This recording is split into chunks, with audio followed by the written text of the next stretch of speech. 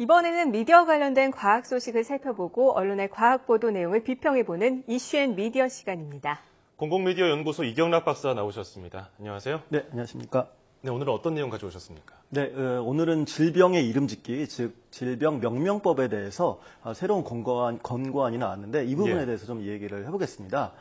질병을 명명할 때 또 불필요하게 지역 이름이나 사람의 이름, 그러니까 동물의 종 이런 것들이 들어감으로써 과도하게 공포를 확산시키거나 또는 편견을 조장하기 하는 것을 막기 위해서인데요.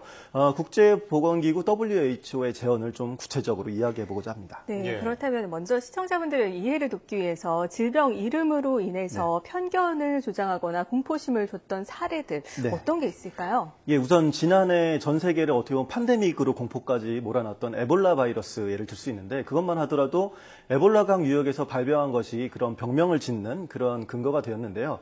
이러한 이름이 확산되면 사람들은 에볼라강 유역을 굉장히 좀 공포스럽게 생각하고 또 나아가 아프리카에 대한 두려움을 갖게 될 수가 있습니다. 그래서 실제 우리 정부만 하더라도 그 당시 이제 국제 행사에 에볼라가 발병한 그런 발병국에 있는 국민들, 그러니까 어떻게 보면 그것과도 거리가 먼 게 거주하고 있는 국민들까지도 이제 아프리카 대륙에서 오지 말아달라, 입국하지 말아 자제해달라, 뭐 이런 식으로 부탁한 적이 있을 정도였거든요. 그래서 이와 관련해서도 최근 사례도 있는데 우리나라에 얼마 전에 상륙한 메르스 증후군, 즉 그 중동 호흡기 증후군과 관련된 내용도 어떻게 보면 이것과 비슷한 양상이라고 볼 수 있습니다. 이치 사율이 40%에 달하는 질병에 대해서 중동 호흡기 증후군이라는 병명을 붙임으로써 어떻게 보면 중동 지역에 대한 공포심이 매우 크게 유발될 수 있다는 것이죠. 예, 이게 중동 호흡기 증후군도 중동이라는 명칭이 들어가 있고요. 메르스라고도 하던데 메르스는 어떻게 이름이 붙여진 건가요? 네, 메르스는 영어로 미드리스트 리스퍼라토리 신드롬의 앞글자를 따서 만들어진 말입니다.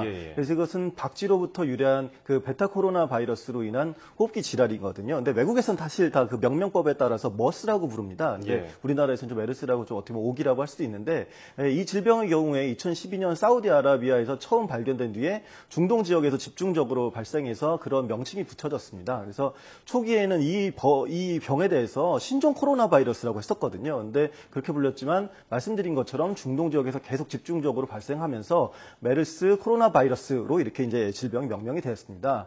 문제는 이와 같은 장명 등이 그 해당 지역에 대한 편견을 가져오고 또 질병 여부와 관계없이 해당 지역에 뭐 방문을 꺼린다거나 혹은 또 해당 지역 출신 사람들을 굉장히 부정적으로 인식하게 된다. 뭐 이런 것에 있는 것이죠. 네, 사실 나도 모르게 좀 겁을 먹게 되는데요. 그렇다면 이번에 이 질병 이름과 관련된 이 국제보건기구가 내놓은 새로운 권고안은 어떤 내용이 담겨 있습니까? 네, 이와 관련된 내용은 지난 5월 8일자 WHO 홈페이지의 미디어 센터에 이렇게 공개가 되었습니다. 그래서 언론 공지라는 형태로 이제 제시가 되었는데요. 그 서문에 따르면 WHO는 과학자나 정부 관료, 미디어 등이 새로운 인간 감염 질병들을 이름 지을 때 특정 국가나 경제, 국민들에게 부정적인 효과를 최소화하기 위해서 어떻게 보면 최선의 실천 방안, 우리가 주는 최선의 실천 방안을 따라주기 바란다 이렇게 밝히고 있습니다. 그래서 이 자료에서는 WHO 건강안보 분야의 사무총장 보좌역이라고 할 수 있는 케이지 후쿠다 박사의 말을 거기서 인용을 하고 있는데 이제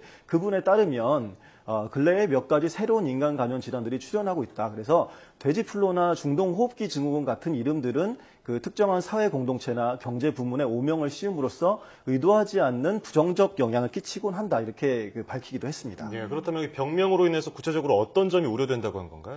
네, 후쿠다 박사는 이러한 문제들이 우리가 이제 일반적으로 인식하는 것보다 큰 문제를 가져온다고 보고 있습니다. 그에 따르면 어떤 질병 이름들이 뭐 특정한 종교 공동체나 혹은 또 민족 공동체의 일원들에게 안 좋은 반감을 불러일으키기도 하고 또 여행을 가거나 또 상업 또는 교역에 부당한 장애를 만들어내기도 하고 또 종종 가축이나 그런 동물들의 불필요한 도살을 촉발하기도 한다는 것이죠. 그래서 이런 것들은 우리는 아무렇지도 않게 생각할 수 있지만 실제 그곳에 거주하는 사람들의 생활과 생계에 심각한 결과를 초래한다 이렇게 이야기를 했습니다.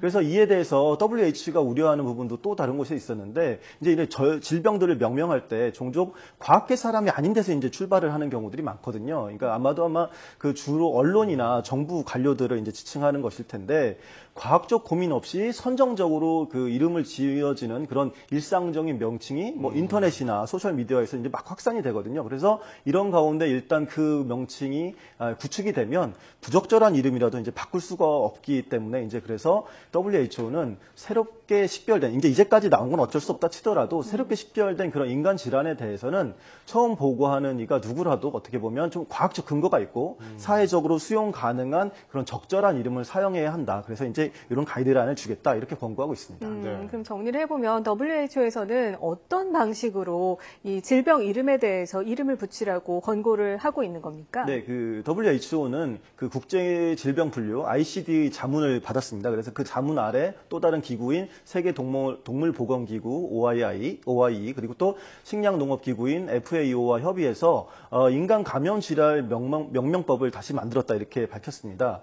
해당 자료에서는 따라야 할 원칙을 이렇게 표 A로 만들고 또 피해야 할 리스트 이런 것들을 표 B를 했는데 오늘은 좀 A에 대해서 우선 말씀드리자면 5가지 원칙이 있습니다. 그래서 첫 번째가 일반 용어로 설명하는 것입니다. 그래서 이는 그 증상에 기반을 두어서 설명하는 건데 예를 들어서 호흡기 질환이나 간염, 그리고 신경성 증후군, 설사 같은 것들이 그런 것들이고요. 두 번째로는 특정 용어로 설명하는 것입니다. 그래서 이것은 질병에 관한 근거 있는 정보가 있을 경우에 그 질병에 영향을 받는 뭐 대상층이나 심각성 그리고 계절성 같은 경우를 좀 병명에 밝혀줄 수 있다 이렇게 세부적인 용어를 사용할 수 있다고 예를 했습니다. 그래서 그 예를 들면 뭐 진행성이라든가 아동, 중증, 뭐 겨울철 무슨 질환 이런 것들이 해당하고요.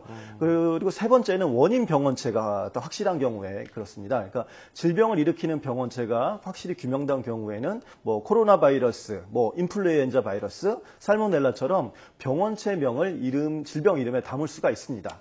그리고 네 번째는 이러한 이름이 되도록 이게 짧게 지어지고 쉽게 발음되어야 된다고 하고 있습니다. 그래서 예를 들어서 H7N9이나 뭐 그 말라리아 같은 경우 그렇게 좀 짧고 쉽게 해야 된다는 것이고 예. 다섯 번째 경우에는 영어의 두 문자어 어떻게 보면 우리가 지금 약어라고 뭐 하고 하는데 그것을 만들 때에도 앞서 밝힌 방법들이 포함돼야 된다 이런 것입니다. 그런 맥락에서 아까도 말씀드렸지만 메르스 혹은 이제 머스라고 이제 정확히 더 표현해야 되는데 그것처럼 지역명이 들어간 명명법은 잘못된 것이라고 볼 수 있겠죠. 예. 그리고 또 마지막은 이러한 질병의 이름이 ICD라고 하는 아까 말씀드린 국제질병 분류의 그런 레퍼런스 안내와도 이렇게 일치되도록 해야 된다. 이렇게 권고하고 있습니다. 예, 사실 지금까지 뭐 아무런 생각 없이 제가 말하던 것이 누군가에게는 피해를 줄 수 있고 어떤 나라에 큰 타격을 줄 수 있다는 게 좀 충격적으로 다가왔습니다.